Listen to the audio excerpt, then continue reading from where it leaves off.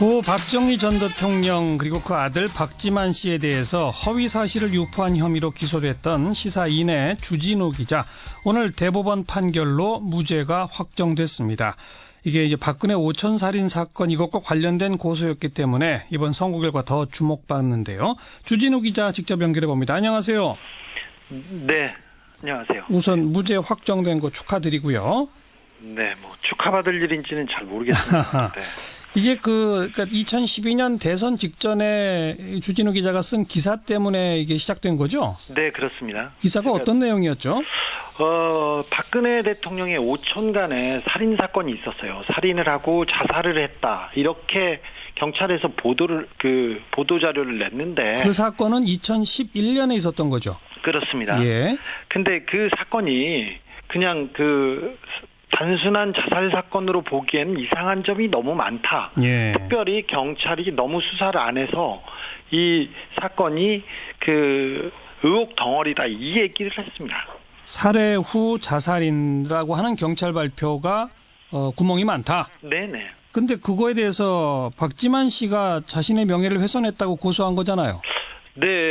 네, 그렇습니다. 박지만 씨가 고소를 저한테 6건을 했었는데요. 예. 그 중에 한 건이 이 사건이었습니다. 그러니까 그 경찰 조사 결과 발표에 구멍이 많다는데 그게 박지만 씨랑 연결이 되나요? 그 재판에서 오촌살인 사건 일어나기 직전에 재판에서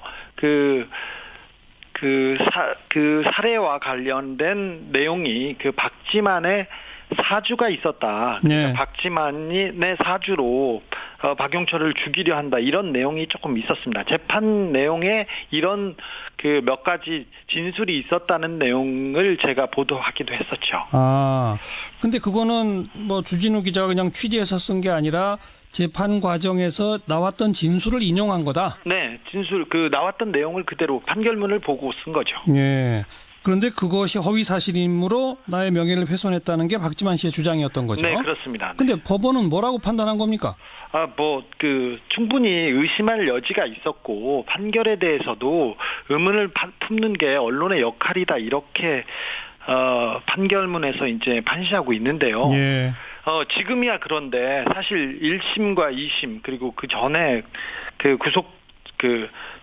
영장실질심사 때는 굉장히 어려웠었습니다. 그 얘기를 하는 것조차도, 그 의견을 받아주는 것조차도 예. 용기가 필요한, 법조인들의 용기가 필요한 내용이었어요. 아무튼 이 사건으로 고소당한 후에 검찰은 구속영장 청구했는데 기각됐고, 네. 1심에서 무죄, 2심에서 무죄, 그렇게 된 거잖아요. 네, 그렇습니다. 그러니까 사법부는 일관되게 주진우 기자의 보도가 허위 사실이라고 볼 수 없다, 이렇게 한 거군요. 네, 사실 대통령 주변의 살인 사건을 얘기했다는 것이 가장 큰 저의 죄인데요. 예. 그게 살인 사건이 이상하다. 네. 내용이 크게 다르지 않았어요. 거기에서 벗어나지도 않았어요. 그리고 예. 경찰이 가장 중요한 증거를 잃어버렸어요. 수사 과정에서. 예. 휴대전화에 살인 관련 살해 지시가 담겨 있는 휴대전화가 있다고 얘기하고 다녔습니다. 죽은 박용철 씨가. 예. 근데 휴대전화를 하나를 경찰이 수사 과정에서 잃어버렸어요. 잃어버려요? 예. 이게 말도 안 되는 수사 과정이었는데, 예. 그것도 이상하다고 얘기했는데, 이상한 것을 이상하다고 얘기한 죄로 구속영장이 청구됐었죠. 그런데 다 기각됐고. 네. 분명히 오천간 살해 후 자살이라고 하는 거는 사실은 뭐라고 추정되는 겁니까?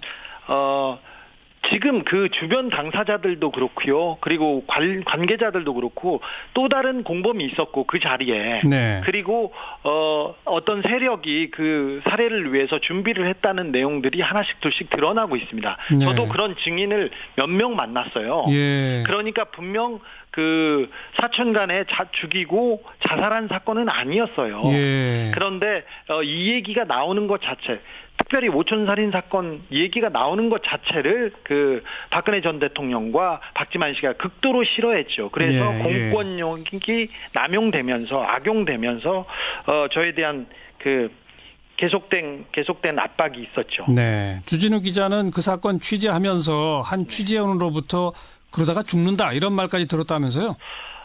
네. 그런 얘기를 너무 많이 들었어요. 그래서 오늘 말고 내일 내일 죽이러 와라 이런 얘기를 한 적도 있었어요. 그러니까 굉장히 위협하고 협박했는데 그게 그 유경재단 폭력 사건 그리고 살해 사건에 관여했던 사람들이었어요. 그래서 굉장히 제가 느끼는 위협은 컸었습니다. 그러니까 저분이 그 당시에 쇠파이프로 누구 머리를 깬 사람이었고 저분은 그 쇠망치로 누구의 다리를 부러뜨린 사람이고 그런 사람들이었는데 그런 사람들이 저를 협박하니까 굉장히 또 압박이 심했죠. 지금도 그런 협박은 계속됩니까? 가끔 하는데요. 가끔 한 2주 전에도 그런 협박을 했었는데요. 이제는 좀 만성화돼가지고 그냥 지나가고 있습니다. 네. 자, 어쨌든 박근혜 오촌살인 사건은 재수사의 가능성은 없는 겁니까?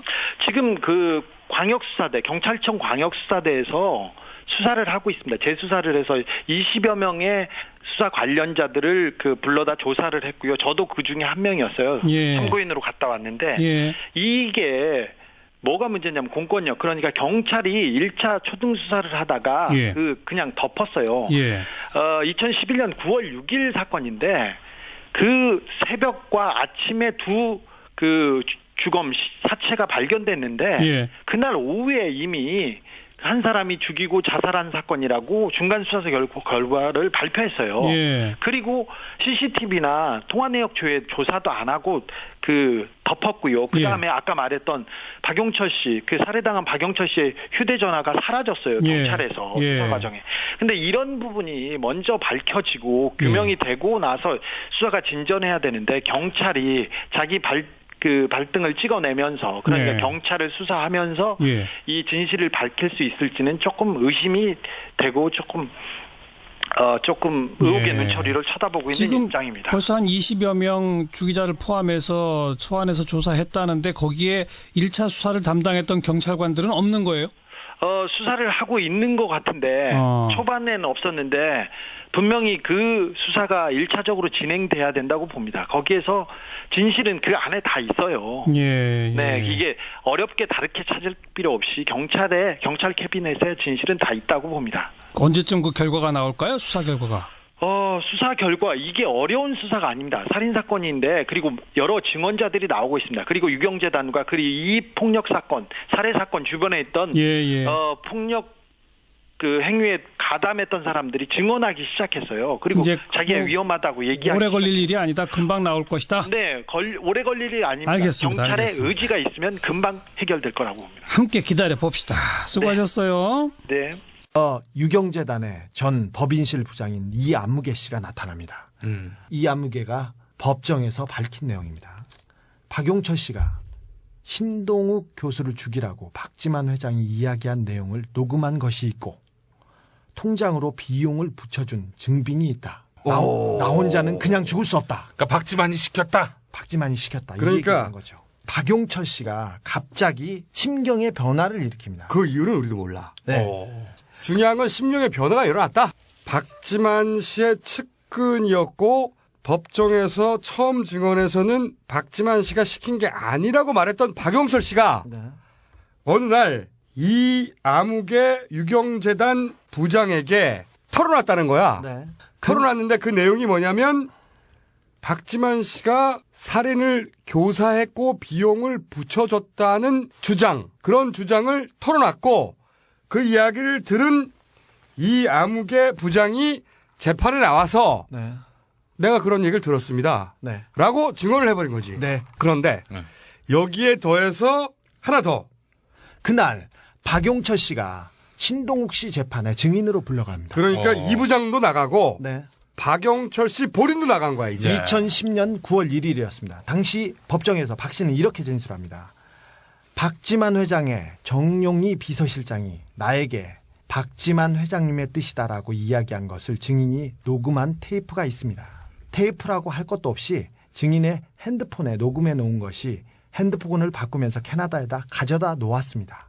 그러니까 원래 박지만 측근이었던 박용철 씨가 말을 바꿨죠. 왜 틀어졌는지 모르겠는데 첫 번째 증언하고는 다르게 박지만 씨가 교사했다는 내용을 내가 가지고 있다. 핸드폰에. 이런 내용을 증언을 해버렸네. 이런 사건이 벌어진 겁니다. 네. 그래서 당장 이 핸드폰을 확인하고 싶을 거 아닙니까? 예. 그래서 신동욱 씨 변호사인 조성래 변호사가 9월 27일 날 박용철 씨를 증인으로 신청했습니다. 채택되진 않았지만 이 증거를 받아봐야 될 거 아닙니까? 네. 그래서 그쪽에선 계속해서 신청하고 있는 단계였습니다. 그런데 9월 6일입니다. 자, 여기까지 이제 알겠죠? 네. 유경재단 분쟁이 있었고 네. 신동욱 씨가 자기를 셋째가 죽이려고 주장한다는 사건이 있었고 네. 그리고 이것에 대한 재판이 있었고 네. 그때 신동욱 씨를 죽이려 했다고 지목된 박용철 씨가 네. 처음에는 박지만 씨가 시켜서 한 게 아니라고 증언했다가 네. 두 번째 증언 때에서는 시킨 게 맞다고 말을 뒤집은 그런 상태였습니다. 그런 상태. 굉장히 위태로운 상태지. 네, 박지만 씨에게 위태로운 상태지. 증거가 나오기 직전이었죠. 만약에 그 테이프를 공개했다면 사건이 완전히 뒤집어지는 그 직전에. 자, 그런데 여기서부터 진짜 중요합니다. 그런데 9월 1일 날 재판에 갔었는데요. 박용철 씨가 재판하고 며칠 후인 2011년 9월 6일 박용철 씨가 강북구 수유동 북한산 국립공원 앞에서 변사체로 발견됩니다. 이거 완전 미스테리 영화의 근데 기본 구도야. 더 무서운 것은 박용철 씨는 얼굴과 배를 열 몇 방울을 오호. 앉아 당한 상태였습니다. 그래서 내장이 길바닥에 쏟아져 있었어요. 점점 으시시해지잖아 이거. 눈썹, 콧구멍, 입 주변이 다 찢어졌고요. 가슴과 얼굴, 배 다 찢어졌습니다. 근데 어이구. 중요한 거는 배가 칼을 찔렀지 않습니까? 네. 칼을 찌른 상태에서 기역자로 도려내고요. 아이고. V자로 꺾어서 냈습니다. 이거는 이거는 전문 정말 킬러. 전문 킬러들이고요. 살인 청부업자들이나 아주 흉악범들이 하는 아니 이게 그런- 보통 일반인들은 찌고 나면 무섭잖아. 아니, 일반인들 못하지 이렇게. 자, 근데 우리가 영화에서 많이 봤잖아. 찌르고 돌리고. 근데 이게 씨발. 끝이 아닙니다. 진짜 시체 무서워. 옆에는 망치가 하나 있었는데요. 망치로 박용철 씨 머리를 3번 가격해서 두개골이 3군데가 다 함몰된 상태였습니다. 죽은 사람을 계속 때려가지고 또 죽이고 또 죽인 겁니다. 이게 시작도 안 했습니다. 박지만의 사주로 박용철을 죽이려 한다 이런 내용이 조금 있었습니다. 재판 내용에 이런 그 몇 가지 진술이 있었다는 내용을 제가 보도하기도 했었죠. 근데 그거는 뭐 주진우 기자가 그냥 취재해서 쓴 게 아니라 재판 과정에서 나왔던 진술을 인용한 거다. 네, 진술 그 나왔던 내용을 그대로 판결문을 보고 쓴 거죠. 예. 그런데 그것이 허위 사실이므로 나의 명예를 훼손했다는 게 박지만 씨의 주장이었던 거죠. 네, 그렇습니다. 근데 법원은 뭐라고 판단한 겁니까? 충분히 의심할 여지가 있었고 고 박정희 전 대통령 그리고 그 아들 박지만 씨에 대해서 허위 사실을 유포한 혐의로 기소됐던 시사인의 주진우 기자 오늘 대법원 판결로 무죄가 확정됐습니다. 이게 이제 박근혜 오촌 살인 사건 이것과 관련된 고소였기 때문에 이번 선고 결과 더 주목받는데요. 주진우 기자 직접 연결해 봅니다. 안녕하세요. 네, 안녕하세요. 우선 무죄 확정된 거 축하드리고요. 네, 뭐 축하받을 일인지는 잘 모르겠습니다. 네. 이게 그러니까 2012년 대선 직전에 주진우 기자가 쓴 기사 때문에 이게 시작된 거죠? 네, 그렇습니다. 기사가 어떤 내용이었죠?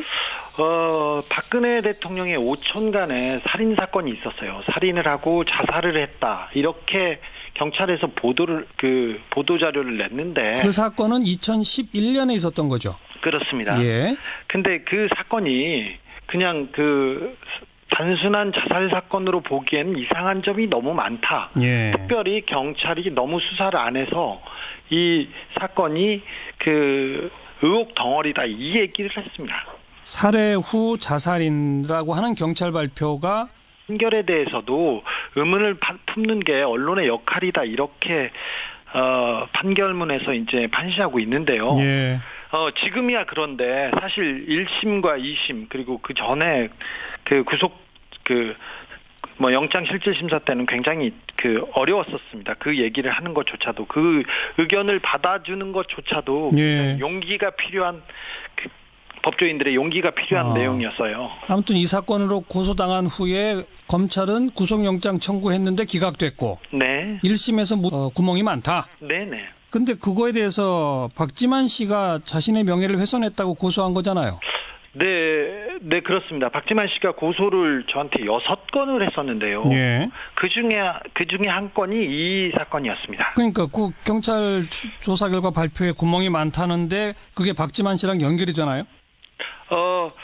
그 재판에서 오촌 살인 사건 일어나기 직전에 재판에서 그 살해와 관련된 내용이 그 박지만의 사주가 있었다. 네.